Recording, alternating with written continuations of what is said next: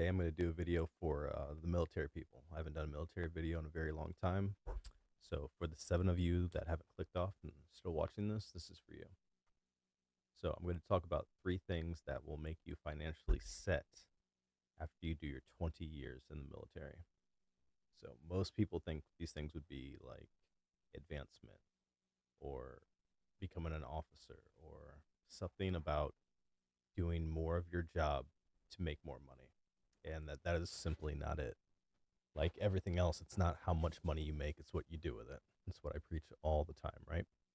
So the number one thing is getting a house as soon as you can. Start getting that equity and that appreciation. That is huge. It's major. With the VA loan, it is the strongest tool that we have as service members.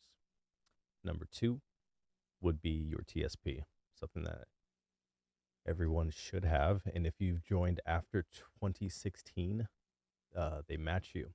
And also, after 2016, they take 10% of your retirement. I am grandfathered in to 50%. You only get 40%, but they will match your TSP. It's funny because I say this every single time. Is they did a study showing that people didn't put in their TSP, and then they basically said that they will match TSP. It's kind of shady, but just putting in 100 to 200, I would recommend at least 200 to 300 in every month will make sure that if you fail on everything throughout your life, but you keep on putting that in, at least by the time that you're 60, you could stop working, or you'll have that nest egg that you could pass on to your family, or you could pay off your house, and then you'd be set, right? And the third thing is the military um, credit cards that you get for 0 annual fee. With that, if you do those 3 things, then after you do your 20 years, and even if you're a subpar service member, you will live a better life than 90% of the people that have done 20 years. Especially now, since Elon's going to come in and take all those jobs away from everyone. Everyone that's talking about getting their GS job and doing this job that does not matter, that they do not need, that is redundant as hell, that could possibly be taken away from you now. So, to break that down again, using your VA loan to have a house for at least 10 years. Say if you've been in for 10 years, you should have a house on your 10-year mark and then have that for 10 years. So that should get you a basically around, I would say, $1,000, $2,000, depending on where you are, of a house that could cash flow after you retire. So you'll have your pension, or your retirement, however you want to call it. That's gonna be like 2.25 to 3,000, we'll say, and then you add another 1,000 or 2,000 onto a cash flowing asset that you have with your rental property that you've had when you're in the military. So that's huge. That's major. And the appreciation, if you wanted to sell it, then with, I would say the calculations would probably be half as much as me. So you'd have at least, I would say, $500,000 that you get for free, that you are not paying for. In the military, you do not pay for your house. The government pays for your house for you. So when you retired at 20 years, you will have at least $500,000 after you sell your house that you got for just being responsible enough to have a house, to not burn it down, to take care of the grass, to pay the bills, the simple stuff that most military members do not do because they all live in base housing. Somebody else comes in to cut their grass, to change their light bulbs, to do everything, and they get nothing for it. Maybe they live in a nice place and they're surrounded by a bunch of bots, NPCs that they can be like, "Oh, hi, neighbor," with their shitty ass kids. Oh, sorry, I'm going into a tangent, but it's not. It's not. It's something they give for free to the responsible people because they don't have enough housing. If they had enough housing, guess what? They would not pay us, but they don't, and that's why they do. So they're like, at least the responsible ones will go take care of it, and then the ones that came right out of high school can go right back into high school and stay in base housing. So it's not very hard. You can do it with shitty credit because we have the VA loan. It's nothing. Like, it's 0 down payment. If you want to go bare minimum, I would recommend that at least by your 5-year mark, you get your shit together, like I kind of did, and you start saving up, and then you have enough for at least a real down payment so you can start paying off as much principal as you can from the beginning.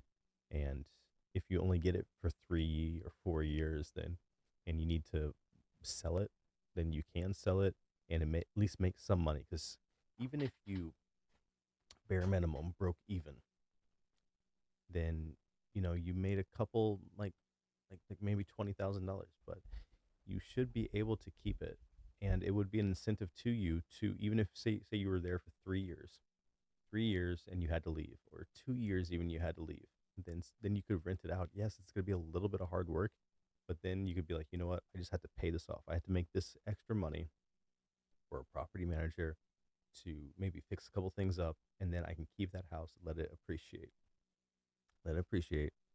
um, keep on bringing down the principal, and then you'll have a rental property that one day will be cash flowing, hands down. All right. Second thing would be the TSP. I mean, I've already said it. It's that nest egg, or it's something that you can pass on so you can get generational wealth, because everyone talks about generational wealth. If you aren't getting anything from your, I would say for generational wealth, for real generational wealth, I mean, right now, I would say if you're around 30 years old and your parents just give you $250,000, then guess what? Your parents succeeded in giving you generational wealth. For us, if you're around 30 or even younger, then it's going to be more than that. Like, you have to be able to at least give your kids, like, I would say, like, 500,000. Like, that's the thing that you would want to do, right? Imagine how easy or how much better off you would be if right now you had $250,000 and your parents are like, you know what, it's time, and they just give you this, and you're just like, oh crap, what could I could do so much with this.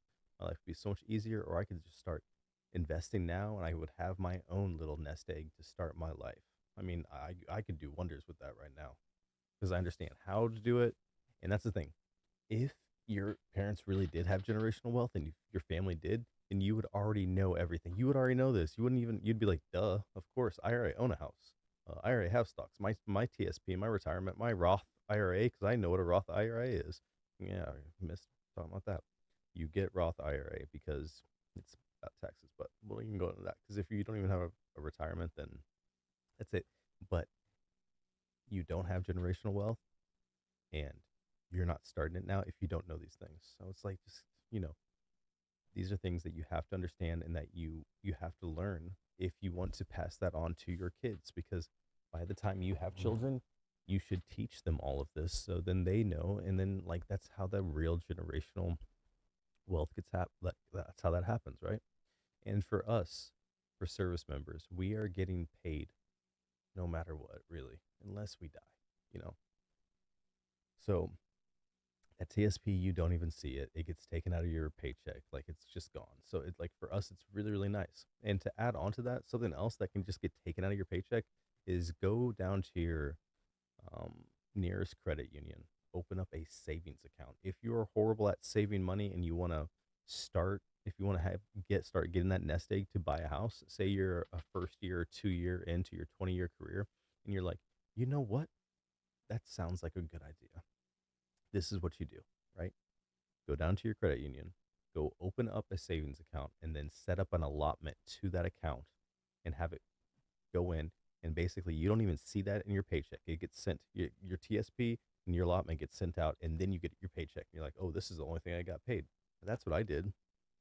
And I totally just forgot about it until my wife started crunching the numbers, and she's like, where's this money going to? She thought I had like some some crazy ass kids that I had while I was on deployment or some shit.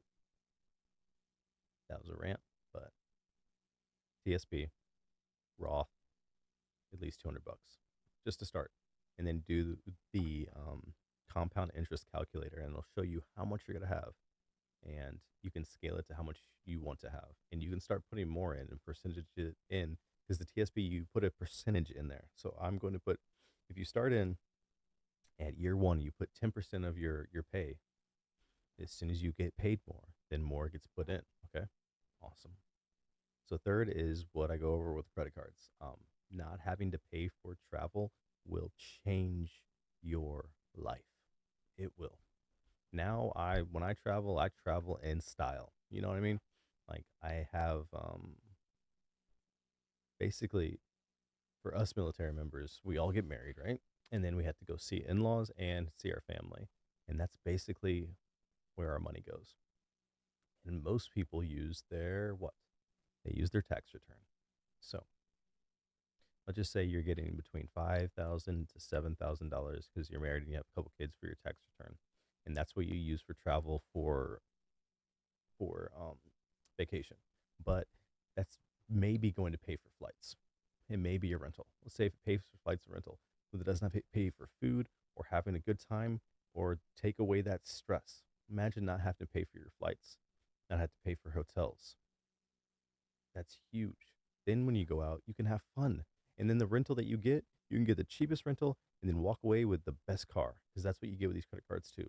So you get just such luxury and nice and you get all these perks and it's like because we kind of deserve it because the life that we live is crazy. It is nuts. Most people don't understand it and they know it's bad, but they don't know how bad it is. And we waste our money on this stuff when there are these perks out here that some most people, well, not most people, some people know about it, but they're not going to tell you because most military people are really bad with their finances. They don't listen, and they're never going to change. But if you start doing this, it's gonna be crazy. It can make it those vacations actually fun, and you will have a good time, and you can actually enjoy yourself, and you don't have to worry about money, and it makes things very very nice. And you can start budgeting better because every every couple months you'll be like, okay, I got this much more on flights, this much more on flights. Okay, in like 8 months we'll be able to go on vacation and it'll be nice. All the flights will be paid for, all the hotels will be paid for, and it's good because you're gonna go on vacation. So what most people do is they go into debt. That's why this credit cards like balances go skyrocketing because it's like you want to do nice things that other people are doing on social media, which I really don't not a fan of, but most people are gonna do it. It's like next year I'm going to Disney, but guess what? I'm not paying for flights. My credit card's paid for flights. I'm not paying for the hotels. My credit card's paid for the hotels. I'm going to pay for to go out and do nice things. I might even go on a freaking cruise just because now I can actually enjoy some things because of all the hard work I've put in. So, to recap, three things that will change your 20-year career financially. If you do these three things, then at the end of the 20 years, you will have so much more than the random people, than most people. Because most people, they don't have a house that they've been paying on. They won't have uh, $500,000 for sure. And their vacations are bullshit. And when they're 60, they have no retirement. So having a house that you at least get $500,000 in, most likely, um, a TSP that maybe by the time you're 60, you'll have at least $1 million to give or pay off houses or pay off whatever you want. And then three is going on nice vacations. Those three things most military members don't have. And I get them basically for free. And it is so nice because with the house and the credit cards, that is free money that you as a service member should be taking advantage of. You don't because you because you're out there living that fake life that most people are and you just don't listen to people and the only thing you care about is gain and trying to make rank and that rank that you're making is about 500 bucks a month and that is chump change compared to having a house, the credit cards, and what you can get in retirement. It is chump change and you have to do things that you don't want to do. I've been able to stay in Hawaii for over 11 years because I was not I did not care about, oh, you have to go here to make rank. I'm good. And I've made over, well, I'm just gonna be like over at least $300,000 with all the investments in the house and everything. And that's just from staying here and not gaining rank. I'll take that any day. And by the time I retire, I will have easily 750 to $1 million in my house, my investments, and everything. And most people leave the military in debt. And I'm going to have close to $1 million just because of those three things and investing a little bit. So you're not going to listen. You probably aren't even watching anymore, but especially the military members, hell no. Hell no. They're on to TikTok and trying to become a rank that they despise. but it's just three steps, just three simple steps.